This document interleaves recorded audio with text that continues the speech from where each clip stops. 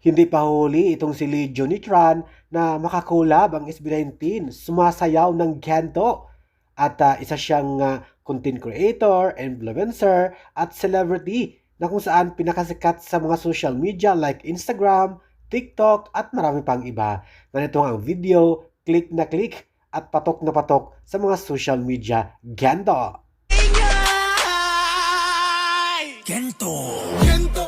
Gento! Dito basta-basta bindo! Di mo makumpleto parang bento! Gento! Ano kaya mo?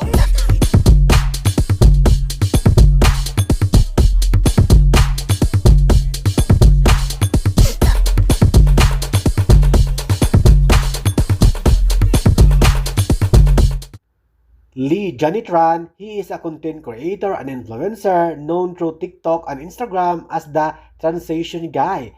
This came about through his unique translations that emphasize his athleticism, danceability, and fashion sense. O, di ba?